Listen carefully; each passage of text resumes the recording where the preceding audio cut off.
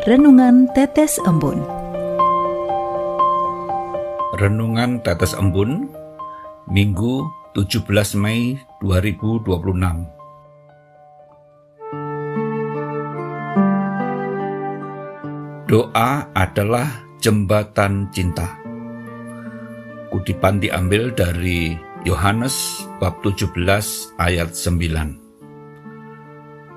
Aku berdoa untuk mereka, bukan untuk dunia aku berdoa, tetapi untuk mereka yang telah Engkau berikan kepadaku, sebab mereka adalah milik-Mu. Sobat Katolikana, tanggal 17 Mei 2026 adalah Hari Komunikasi Sosial Sedunia ke-60. Paus Leo XIV menetapkan tema melestarikan suara dan wajah manusia. Suara dan wajah manusia berperan untuk menyoroti urgensi dalam mempertahankan empati dan etika manusia di era kecerdasan buatan AI yang berkembang pesat. Menyoroti bagaimana AI memengaruhi komunikasi, menuntut perlindungan interaksi manusia yang autentik dari ketidaktepatan atau kesalahan informasi yang berseliweran. Sedangkan teknologi harus menjadi alat bantu, bukan pengganti penilaian moral dan kemanusiaan. Sejalan dengan peringatan Hari Komunikasi Sosial Sedunia, saya kembali diingatkan bahwa perwataan iman dan kabar sukacita tidak terlepas dari cara saya berkomunikasi, baik kepada Allah, sesama, dan dunia. Komunikasi yang sejati bukanlah sekedar soal kemajuan teknologi atau kata-kata yang telah tersetting dalam simulasi mesin AI, melainkan cermin dari hati yang terbuka dan terarah hanya kepada kehendak Allah.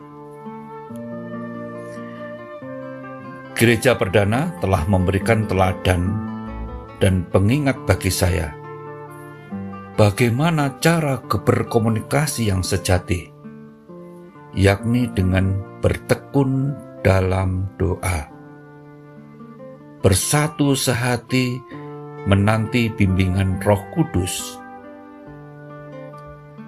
Komunikasi yang sejati dibangun melalui keheningan batin dan keterbukaan terhadap kehendak Allah.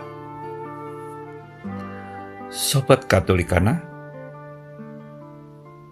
mengutip ayat emas yang saya pilih dari perikop hari ini, aku berdoa untuk mereka, bukan untuk dunia aku berdoa, tetapi untuk mereka yang telah Engkau berikan kepadaku.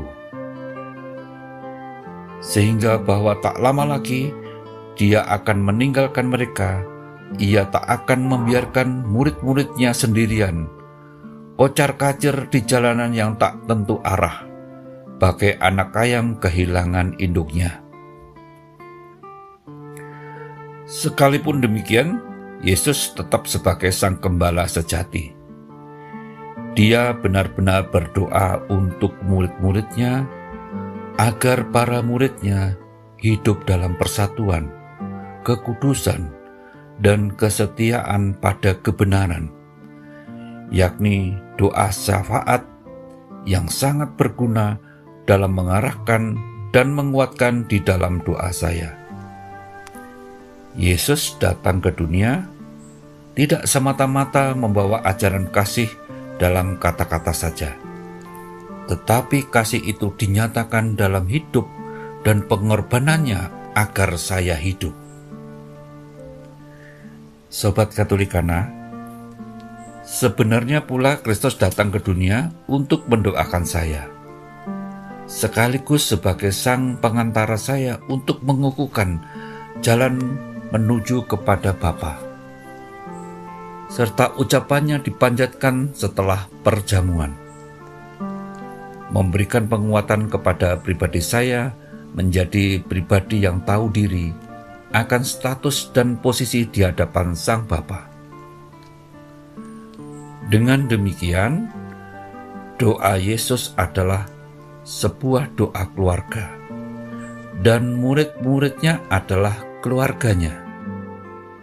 Sebuah teladan yang baik bagi para kepala keluarga untuk anggota keluarganya. Sehingga dikatakan bahwa doa dapat menjadi jembatan cinta yang menghubungkan hati manusia dengan Tuhan, seperti yang diteladankan Kristus sendiri.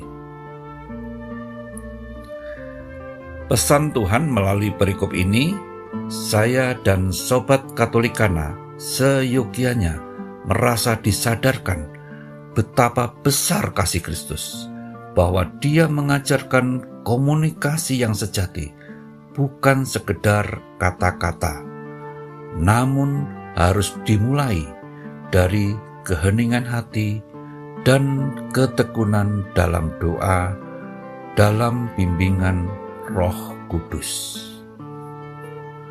Marilah saya berdoa. Dalam nama Bapa dan Putra dan Roh Kudus. Amin. Tuhan Yesus Kristus, Engkaulah Guru sejati. Engkaulah teladan hidup yang harus dihidupi. Betapa beruntungnya saya boleh mengenal-Mu, karena melalui ajaran-Mu, Engkau telah menyadarkan betapa besarnya kasih Allah Bapa kepada kami manusia. Ajarkanlah kami bisa membangun komunikasi sejati seperti yang Engkau ajarkan pada kami. Amin. Dalam nama Bapa dan Putra dan Roh Kudus. Amin.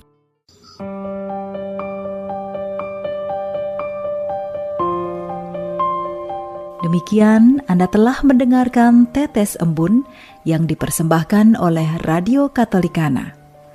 Renungan Tetes Embun bisa Anda simak di Radio Katolikana, media sosial Radio Katolikana, dan YouTube Katolikana.